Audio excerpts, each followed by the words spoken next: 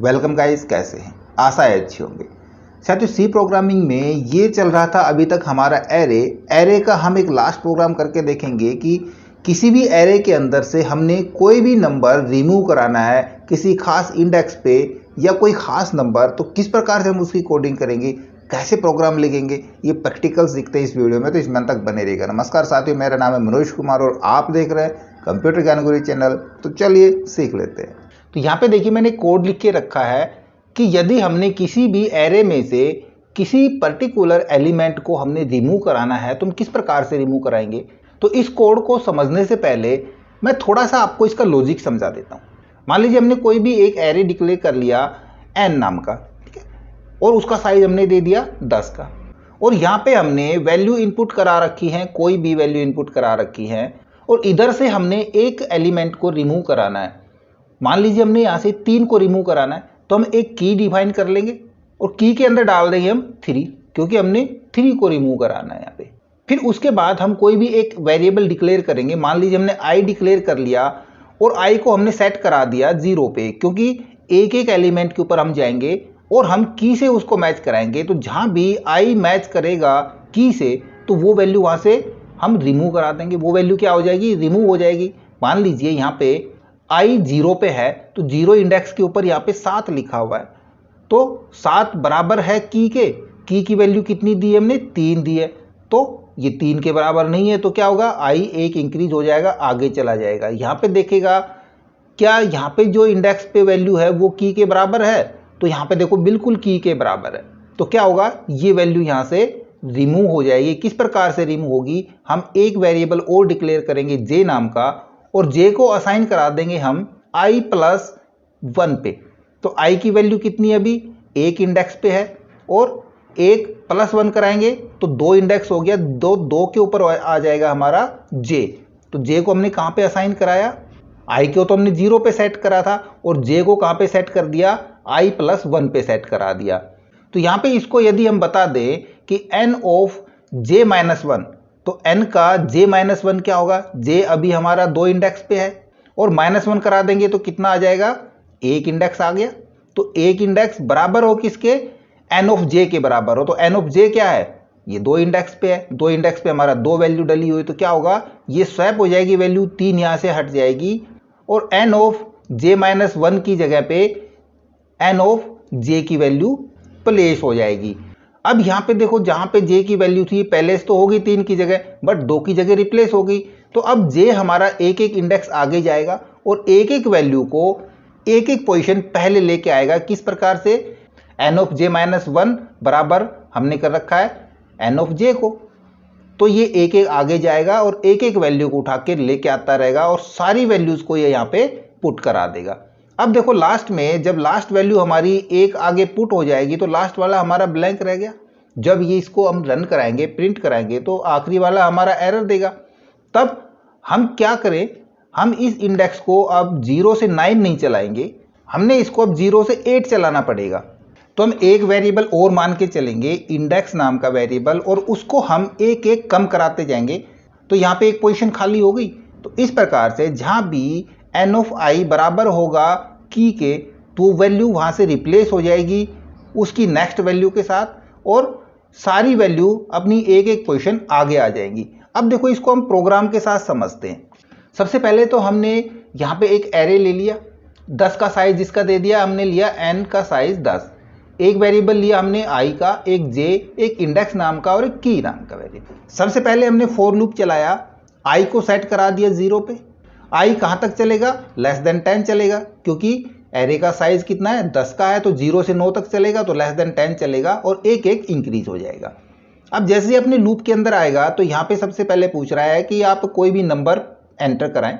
जैसे ही कोई भी नंबर एंटर करा देंगे, वो सारा n ऑफ i हमारा d% के अंदर स्टोर हो जाएगा। फिर नेक्स्ट स्टेटमेंट हमारी प्रिंट होगी कि enter element to remove from the list. अब आप वो एलिमेंट डालिए जो आप इस लिस्ट में से, इस एरे में से रिमूव करना चाहते हैं। अब हम इसमें से रिमूव करना चाहते हैं, मान लीजिए 3, यहाँ पे इनपुट हो गया 3, तो की के अंदर क्या वैल्यू स्टोर हो गई? 3, वो भी %d में चली गई। अब इंडेक्स को हमने सेट करा दिया 9 पे, क्योंकि हमारा जो एरे है वो 0 से 9 तक का ही तो है ना, सारे इंडेक्स 0 से 9 तक का है, तो हमने लास्ट में 9 पे उसको सेट करा दिया। फिर से चला हमारा फॉर लूप। इस बार हम आई को कितना चला रहे हैं, सेट तो आई को 0 पे किया है, बट आई को हम चला रहे हैं लेस देन इक्वल इंडेक्स। इधर तो लेस देन 10 तक तो हमने वैल्यू इनपुट करानी है, चल गया। अब यहाँ पे लेस देन इक्वल इंडेक्स का मतलब जहाँ तक इंडेक्स है, क्योंकि इंडेक्स भी तो धीरे धीरे कम होगा ना, कोई वैल्यू रिमूव होगी तो इंडेक्स डाउन आएगा, तो डाउन तक हमने चलाना है और एक एक इंक्रीज करते जाना है। अब यदि एन ऑफ आई इक्वल की हमने लिया था 3, और एन ऑफ आई क्या है, फिलहाल फर्स्ट टाइम चल रहा है तो आई 0 के ऊपर सेट किया है, तो 0 पे 7 डला हुआ है, तो 7 बराबर है 3 के, नहीं है, तो ये हमारा अभी से कुछ काम नहीं करेगा, ये वापस से अपने लूप पे जाएगा और आई एक इंक्रीज हो जाएगा। एक इंक्रीज होगा तो फिर से स्टेटमेंट चेक होगी, क्या इस बार एन ऑफ आई बराबर है की के, हाँ इस बार बराबर है की के। देन ये लूप हमारा अब चलेगा जे के लिए। जे कहाँ पे सेट करा दिया, J equal to I plus 1। आई की वैल्यू 1 है, जे कहाँ पे सेट हो गया, 2 पे सेट हो गया। कहाँ तक चलेगा, ये भी हमारा लेस देन इक्वल इंडेक्स तक चलेगा। तो जैसे ही जे चला तो एन ऑफ जे माइनस 1 बराबर एन ऑफ जे, तो एन ऑफ जे माइनस 1 की वैल्यू कितनी है, 3 है, वो किसके बराबर हो जाए, एन ऑफ जे की वैल्यू के बराबर हो जाए। तो यहाँ से 3 हमारा रिमूव हो जाएगा और जो एन ऑफ जे पे जो 2 लिखा हुआ है 3 की जगह वो आ जाएगा। अब जे फिर से 1 प्लस हो गया, जे प्लस प्लस, फिर से यहाँ पे आ गया एन ऑफ जे माइनस 1 की वैल्यू कितनी हो जाए, ये एन ऑफ जे की वैल्यू हो जाए। तो ये क्या काम करेगा, एक एक स्टेप आगे जाएगा और सभी एलिमेंट्स को एक एक स्टेप आगे ले आएगा।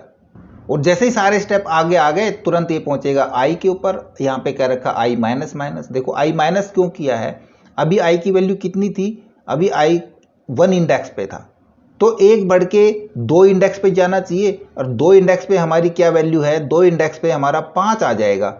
और यदि मान लीजिए यहाँ भी 3 होता और 2 इंडेक्स पे 3 आ जाता, तो ये तो स्किप हो जाता, ये तो रिमूव नहीं होता ना रिमूव।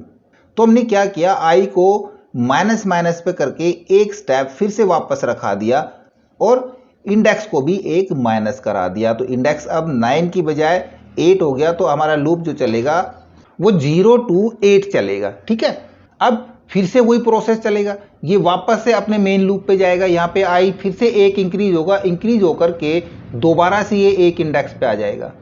अब 1 नंबर इंडेक्स पे क्या मिल रहा है इसको, क्योंकि 3 तो रिमूव हो चुका है, यहाँ पे 2 आ चुका है, तो क्या 2 3 के बराबर है, नहीं है, तो फिर से ये फिर नहीं चलेगा, फिर वापस लूप पे जाएगा, आई एक और इंक्रीज होगा, 2 पे चला जाएगा, और जब ये 5 नंबर इंडेक्स पे पहुंचेगा तो इसको फिर से 3 मिलेगा, 3 हमारा इस 3 के बराबर है, तो ये वाली स्टेटमेंट रन होगी उसी प्रकार से।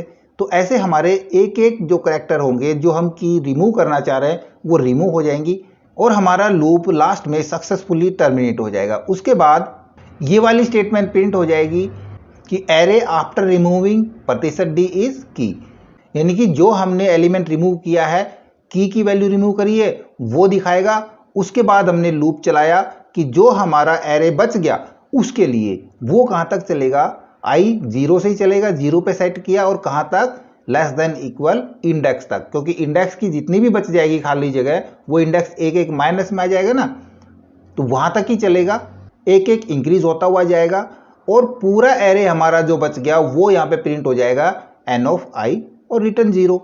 सिंपल सा लॉजिक था, समझ में आ गया। अब इसको हम एक बार रन करा के देख लेते हैं। यहाँ पे कराता हूं मैं इसको रन एंड बिल्ड पे क्लिक, और कोई भी वैल्यू यहाँ पे डाल देते हैं। मैं यहाँ पे कंटिन्यू रैंडमली कोई भी वैल्यू यहाँ पे फिल करा देता हूँ।